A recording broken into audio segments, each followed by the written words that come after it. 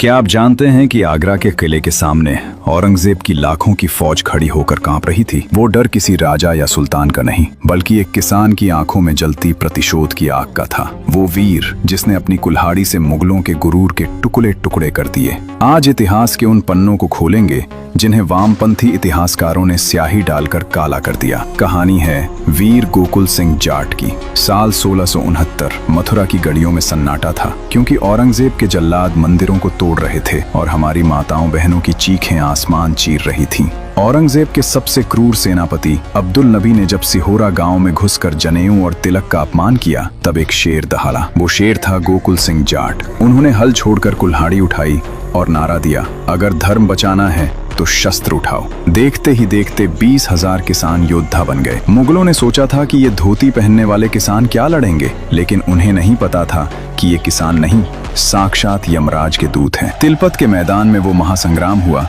जिसकी गूंज आज भी दिल्ली के तख्त को हिला देती है। गोकुल जाट और उनके भाई तातार ने मुगलों की आधुनिक बंदूकों और हाथियों के सामने अपनी कुल्हाड़ियों और तलवारों से मौत का तांडव मचा दिया। गोकुल सिंह जाट ने अब्दुल नबी को बीच मैदान में ऐसे काटा जैसे कोई सूखी लकड़ी काटता है। मुगलों की लाशों से पूरा मैदान भर गया था। औरंगजेब खुद अपनी जान बचाने के लिए आगरा के किले में छिप गया और वहां से हजारों की नई फौज भेजी। कई दिनों तक युद्ध चला। मुगलों के पास तोपें थीं और हमारे वीरों के पास सिर्फ सीना। अंत में जब गोकुल जी के शरीर पर सैकड़ों घाव हो गए और खून की आखिरी बूंद तक बह गई, तब उन्हें धोखे से बंदी बनाया गया। 1 जनवरी 1670 आगरा का किला। औरंगजेब ने कहा, गोकुल इस्लाम कबूल कर ले, तुझे वजीर बना दूंगा। गोकुल जाट हंसे और बोले, मुगल, तेरी पूरी सल्तनत मेरे धर्म के एक कतरे के बराबर भी नहीं है। गुस्से में पागल औरंगजेब ने वो हुक्म दिया जिसे सुनकर आज भी रूह कांप जाती है। सरेआम